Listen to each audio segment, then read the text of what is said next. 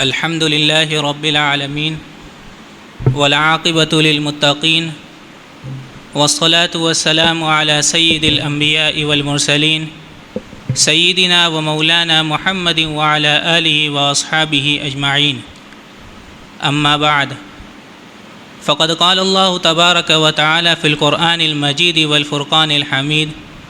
أعوذ بالله من الشيطان الرجيم، بسم الله الرحمن الرحيم. إن عدة الشهور عند الله 12 شهرا في كتاب الله يوم خلق السماوات والأرض منها 4 حرم. وعن أبي قتادة رضي الله تعالى عنه عن النبي صلى الله عليه وسلم: صيام يوم عاشوراء أحتسب على الله أن يكفر السنة التي قبله، وفي رواية والسنة التي بعده. وعن عائشة رضي الله تعالى عنها قالت: قال رسول الله صلى الله عليه وسلم: من أحدث في أمرنا هذا ما ليس منه فهو رد. صدق اللہ مولانا العظیم. محترم سامعین، علماء کرام، بزرگوں اور بھائیوں، اللہ تبارک و تعالی نے دنیا و جہاں کو اور ساری کائنات کو پیدا فرمایا، اور اس دنیا و جہاں کے نظام کو اور ساری کائنات کو نظام کو چلانے کے لیے اللہ تبارک و تعالی نے ایک نظام کو بنایا، اور اسی نظام کے تحت دن و رات کی تبدیلی کو، چاند و سورج کی گردش کو اللہ تبارک و تعالی نے 12 مہینوں پر مشتمل ایک سال کی شکل میں مرتب فرمایا. اور ان 12 مہینوں میں کچھ ایام ایسے بنائے جس کو اللہ تبارک و تعالی نے اپنی خاص رحمت اور اپنے خاص انعامات کے لیے مخصوص فرمایا، جس میں سب سے بہتر اور سب سے افضل مہینہ رمضان المبارک کا مہینہ ہے کہ اس میں باقیہ ایام اور بقیہ مہینوں کی طرح اللہ تبارک و تعالی کا اپنے بندوں پر رحمت میں اپنے اضافہ فرماتے ہیں، اور اپنے بندوں کی کثرت سے مغفرت فرماتے ہیں، اور اپنے بندوں کی جہنم سے خلاصی کثرت سے عطا فرماتے ہیں. لیکن اس کے علاوہ اللہ تبارک و تعالی نے 4 مہینے ایسے فرمائے ہیں، 4 مہینے ایسے مخصوص فرمائے ہیں جس میں اللہ تبارک و تعالی کو خاص طور پر اپنی رحمت متوجہ فرماتے ہیں، جس کے بارے میں اللہ تبارک و تعالی قرآن کریم میں ارشاد فرماتے ہیں: منہا 4 حرم، کہ سال کے 12 مہینوں میں سے 4 مہینے ایسے ہیں جس کو اللہ تبارک و تعالی نے حرمت والے قرار دیے ہیں. حرمت کے معنی عام طور پر 2 بیان کیے جاتے ہیں کہ حرمت 2 معنی کے لحاظ سے ہیں، کہ اللہ تبارک و تعالی کا ان 4 مہینوں کو حرمت والے مہینے قرار دینا 2 معنی کے لحاظ سے ہے. ایک حرمت کا ایک معنی یہ ہے کہ اللہ تبارک و تعالی نے ان 4 مہینوں میں قتل و قتال کو، جنگ و جدال کو، اور لڑائی اور خونریزی کو حرام اور ممنوع فرمار دیا ہے، کہ اس میں کسی بھی شخص کے لیے اجازت نہیں ہے کہ وہ کسی سے لڑائی جھگڑا کرے، کسی سے خونریزی کرے اور جنگ کا اعلان کرے. اور اس کے علاوہ دوسرے حرمت کا یہ معنی ہے کہ اللہ تبارک و تعالی نے ان 4 مہینوں کو اپنی فضل و کرم اور انعامات اور احسانات کے لیے خاص فرمایا ہے. چنانچہ محدثین بیان فرماتے ہیں اور مفسرین بیان فرماتے ہیں کہ اس میں کا ایک معنی یعنی حرام ہونے کا ایک معنی منسوخ ہو گیا ہے، کہ اللہ تبارک و تعالی نے جنگ و جدال کی جو منسوخ فرمایا تھا، اس جنگ و جدال کو ممنوع فرمایا تھا، اس کو منسوخ کر دیا، لیکن اس کے فضل و کرم اور اس کے انعامات کا یہ معنی اب بھی باقی ہے. اس لیے مفسرین بیان فرماتے ہیں کہ اللہ تبارک و تعالی کا ان ایام کو اپنے فضل و کرم کے لیے خاص کرنے کی ایک وجہ یہ ہے کہ اللہ تعالی ان ایام میں اگر کوئی شخص اللہ تبارک و تعالی کی کثرت سے عبادت کرتا ہے، اس کے اوامر کی پابندی کرتا ہے، اور نماز کی اور روزوں کی پابندی کرتا ہے، تو اللہ تبارک و تعالی اس کے فضل و کرم سے سال کے 12 مہینوں کے اندر اس کو عبادات کی توفیق عطا فرماتے ہیں. جس طرح وہ ان ایام میں اللہ تعالی کی عبادت کرتا ہے، اس کے علاوہ بقیہ ایام میں بھی اللہ تعالی اس کو عبادت کی توفیق عطا فرماتے ہیں. اور ان ایام میں جو شخص اللہ تعالیٰ کی مغفرت چاہتا ہے، اس سے اپنی گناہوں کی توبہ کرتا ہے اور گناہوں سے بچنے کی توفیق مانگتا ہے، تو اللہ تعالیٰ بقیہ ایام میں ان کو گناہوں سے بچنے کی اور توبہ و استغفار کی توفیق عطا فرماتے ہیں. وہ 4 مہینے کیا ہیں؟ حضور صلی اللہ علیہ وسلم ارشاد فرماتے ہیں کہ ثلاثۃ متوالیۃ، کہ ان 4 مہینوں میں 3 مہینے ایسے ہیں جو بالکل پے در پے ہیں، بالکل مسلسل ہیں۔ ایک مہینہ ذوالقعدہ کا مہینہ ہے، اور دوسرا مہینہ ذی الحجہ کا ہے، اور تیسرا مہینہ محرم الحرام کا مہینہ ہے، اور ایک چوتھا مہینہ رجب المرجب کا مہینہ ہے۔ ان 4 مہینوں کو اللہ تبارک و تعالی حرمت کے مہینہ قرار دینے کے بعد آگے ارشاد فرماتے ہیں کہ فلا تظلموا فیہن انفسکم، کہ ان ایام میں اپنے اوپر ظلم نہ کرو،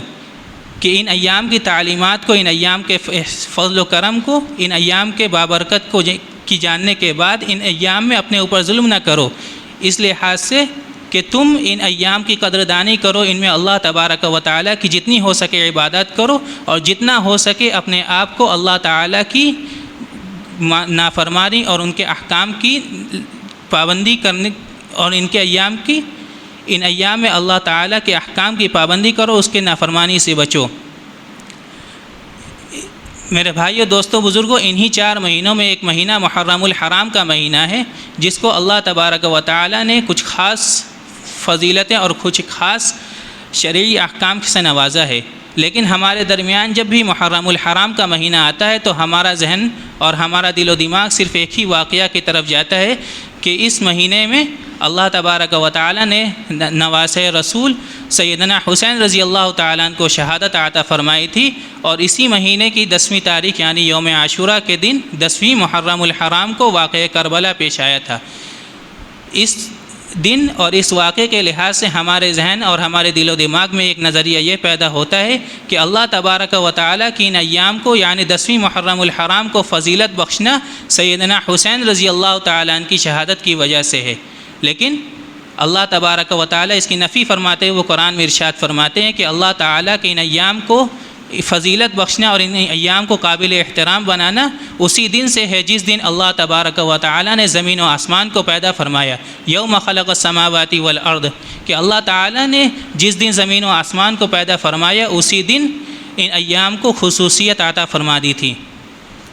اس لیے ان ایام کے بارے میں ہمیں اپنی تاریخی حیثیت کو جاننے کی ضرورت ہے کہ اللہ تعالیٰ نے ان ایام کو کس لیے مخصوص فرمایا اور کس لیے خاص فرمایا۔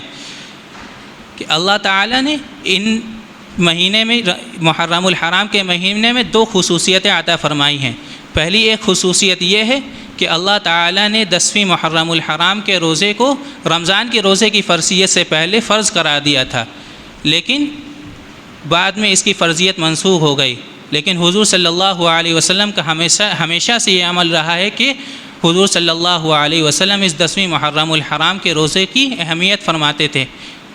چنانچہ جب حضور صلی اللہ علیہ وسلم مکہ سے ہجرت کر کے مدینہ منورہ تشریف لے گئے تو وہاں کے یہودیوں کو دیکھا کہ وہ اس دن کا روزہ رکھتے ہیں۔ ان یہودیوں سے حضور صلی اللہ علیہ وسلم نے وجہ پوچھی کہ کیا بات ہے تم اس دن کا روزہ رکھتے ہو، اس دن خوشی مناتے ہو؟ تو یہودیوں نے بتلایا کہ یہی وہ دن یعنی 10ویں محرم الحرام کا دن تھا کہ اللہ تبارک و تعالیٰ نے ہمیں ظالم فرعون کے ظلم و ستم سے نجات عطا فرمائی تھی، کہ یہی وہ دن تھا کہ جس دن اللہ تبارک و تعالی نے فرعون کو دریائے قلزم میں غرق کر دیا اور موسیٰ علیہ الصلاۃ والسلام اور بنی اسرائیل کو اس کے ظلم و ستم سے نجات عطا فرمائی، کہ جس کی خوشی میں موسیٰ علیہ الصلاۃ والسلام اور بنی اسرائیل نے روزہ رکھا۔ اس لیے ہم بھی موسیٰ علیہ الصلاۃ والسلام کی اتباع اور خوشی کا اظہار کرنے کے لیے ہم بھی اس دن کا روزہ رکھتے ہیں۔ چنانچہ حضور صلی اللہ علیہ وسلم نے ارشاد فرمایا نحن احق و اولا بموسیٰ منکم، کہ ہم موسیٰ علیہ الصلاۃ والسلام کی اتباع کے تم سے زیادہ حقدار ہیں، بس ہمیں بھی چاہیے کہ ہم ان کی اتباع کریں اور اس دن کا روزہ رکھیں۔ چنانچہ حضور صلی اللہ علیہ وسلم نے صحابہ کرام کو حکم فرمایا کہ تم اس دن کا روزہ رکھو، اور حضرت ابن عباس رضی اللہ تعالیٰ عنہ فرماتے ہیں کہ حضور صلی اللہ علیہ وسلم ہم کو جانچا کرتے تھے، ہم سے پوچھ تاچھ کیا کرتے تھے کہ تم اس دن کا روزہ رکھے ہو کہ نہیں۔ لیکن جب اللہ تبارک و تعالیٰ کی جانب سے رمضان المبارک کے روزے کی فرضیت کا اعلان ہوا تو اس دن کی روزے کی فرضیت منسوخ ہو گئی، اور فقہاء کرام کے بیان کے مطابق یہ اس دن کا روزہ مستحب اور سنت قرار دیا۔ لیکن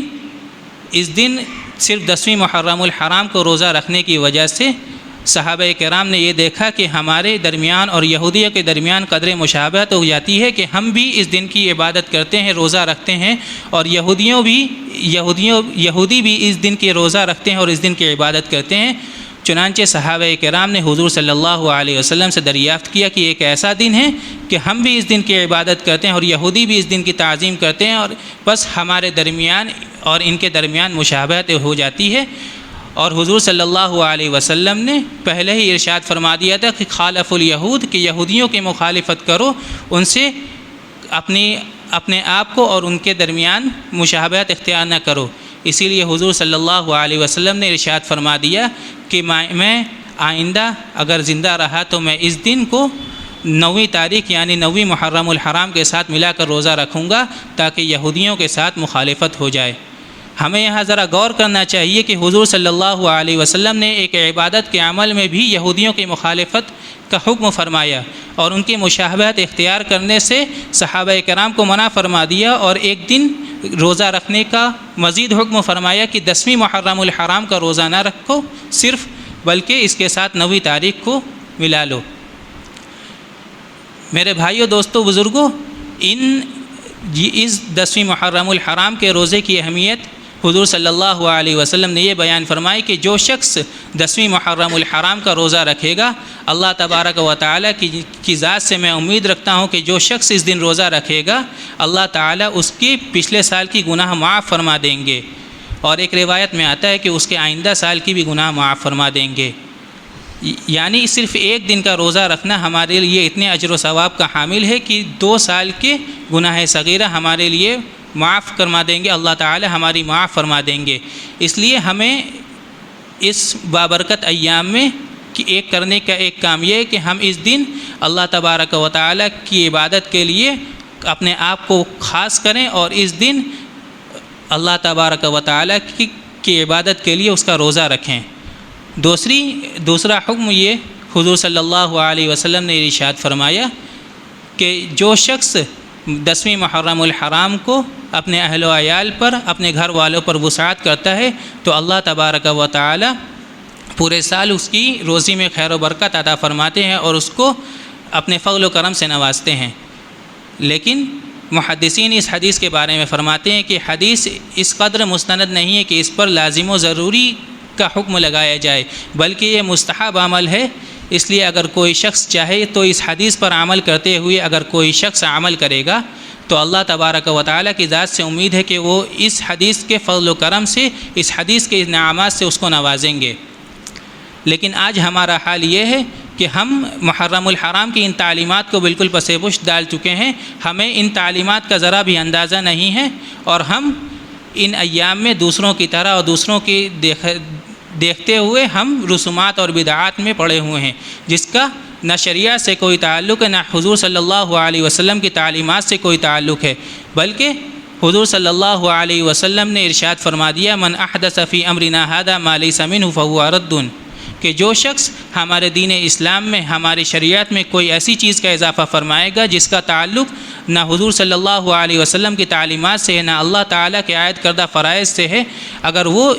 کوئی اس کے علاوہ کوئی چیز کا ایجاد کرے گا تو وہ مردود عمل ہے، کہ اس کی شریعت میں کوئی گنجائش نہیں کہ اس کو لازم و ضروری یا اس کو مستحب سمجھ کر یا اس کو دین کا حصہ سمجھ کر کیا جائے۔ اس لیے ہمیں چاہیے کہ ہم ان رسومات اور بدعات سے اپنی حفاظت فرمائیں، اور جو سیدنا حسین رضی اللہ تعالیٰ عنہ اور اہل بیت کے محبت میں جو بدعات انجام دی جاتی ہیں اس سے اپنے آپ کو حفاظت فرمائیں، کہ حضور صلی اللہ علیہ وسلم نے ایک اور حدیث میں ارشاد فرما دیا کہ ہر بدعت ضلالت اور گمراہی ہے، کہ جو شخص ان ایام میں اپنے دین کے چھوڑ کر، اپنے احکامات کو چھوڑ کر ایسے عمل انجام دے گا جس کا شریعت اور اللہ تعالیٰ کے احکام سے کوئی تعلق نہیں ہے، وہ ایک گمراہی ہے، اور جو شخص گمراہی اور ضلالت کے کام میں پڑا رہے گا تو اس کا یہی نتیجہ ہوگا کہ اللہ تبارک و تعالیٰ اس گمراہی میں پڑے رہنے کی وجہ سے اس کو جہنم میں پہنچا دیں گے۔ وَكُلَّ بِدْعَةٍ ضَلَالَةٍ، کہ ہر ضلالت و گمراہی اس کو جہنم تک لے جائے گی۔ اس لیے ہمیں ان رسومات اور بدعات سے اپنی حفاظت کرنی چاہیے، اور جو شخص اور اللہ تعالیٰ کے عائد کردہ فرائض کو اہمیت کے ساتھ اور اس کو عمل میں لانا چاہیے، تاکہ اللہ تعالیٰ ہماری حفاظت فرمائے اور ہمیں دنیا و آخرت میں کامیابی اور کامرانی نصیب فرمائے۔ حضور صلی اللہ علیہ وسلم نے دنیا و آخرت میں کامیابی کا بس ایک واضح اصول بیان فرما دیا ہے کہ جو ترکت فیکم امرین لن تضلوا ما تمسکتم بہما، کہ میں تمہارے درمیان دو ایسی چیزیں چھوڑ کر جاتا ہوں کہ جب تک تم اس کا دامن تھامے رہو گے، اس کو مضبوطی کے ساتھ پکڑے رہو گے، تو تم کبھی گمراہ اور پریشان نہیں ہوگے۔ ایک یہ ہے، پہلی چیز یہ ہے کہ کتاب اللہ، میں اللہ تعالیٰ کی کتاب تمہارے درمیان چھوڑ کر جاتا ہوں، اور دوسری یہ کہ میں اپنی سنت تمہارے درمیان چھوڑ کر جاتا ہوں کہ پس تم ان کی اتباع کرنا اور ان میں جو بھی احکام بتلائے گئے ہیں اس کے مطابق عمل کرنا، اور جو احکام ان میں نہیں ہیں اور جو اعمال ان میں نہیں ہیں اس کو ترک کر دینا۔ لہذا ہمیں چاہیے کہ جو احکام حضور صلی اللہ علیہ وسلم نے ہمیں بتلائے ہم اس کی پابندی کریں اور اس کے مطابق عمل کریں۔ پہلا عمل یہ ہے کہ اس کی محرم الحرام کی 10ویں تاریخ کو ہم روزہ رکھیں، اور دوسرا یہ ہے کہ اپنے اہل و عیال پر وسعت کریں۔ اس لیے ہمیں اپنے آپ کو ان رسومات و بدعات سے بچانی ہے اور ان اعمال پر، ان احکام پر عمل کرنا ہے۔ ہمیں یہ ذرا غور کرنا چاہیے کہ جو ہمارے معاشرے کے لوگ اور ہمارے درمیان کچھ ایسے نظریات انجام رونما ہو چکے ہیں اور پائے جاتے ہیں کہ جس کا نہ شریعہ سے کوئی تعلق ہے، بلکہ جھوٹی محبت کا دعویٰ کرنے والے ایک انجام دیتے ہیں کہ محبت کا یہی ایک اصول ہے کہ ہم ان کی کہ اللہ تعالیٰ نے کہ محبت کا وہ معیار بیان فرمایا کہ ہم اس کے مطابق عمل کریں، یا محبت کا وہ معیار ہے جس کے مطابق یہ عمل کرتے ہیں اور ان کے مطابق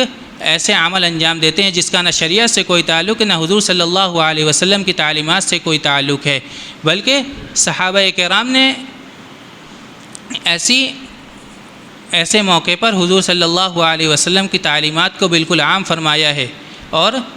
اپنے آپ کو اللہ تعالیٰ کی تعلیمات پر بالکل گامزن رکھا ہے کہ اللہ تعالیٰ نے قرآن کریم میں صاف ارشاد فرما دیا ہے کہ قل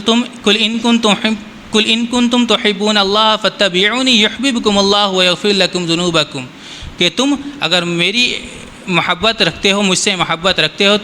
تو تم حضور صلی اللہ علیہ وسلم کی اتباع کرو، اور جس کے نتیجے میں تم یہ کیا ہوگا کہ اللہ تعالیٰ تم سے اپنی محبت عطا فرمائیں گے اور تم سے محبت رکھیں گے۔ اس لیے ہمیں چاہیے کہ حضور صلی اللہ علیہ وسلم کی دی گئی تعلیمات کے مطابق ہم عمل کریں، اور حضور صلی اللہ علیہ وسلم نے جو احکامات ہمیں بتلائے ہیں اس کے مطابق ہم عمل کریں، اور جو رسومات اور بدعات ہمارے درمیان ہوتی ہیں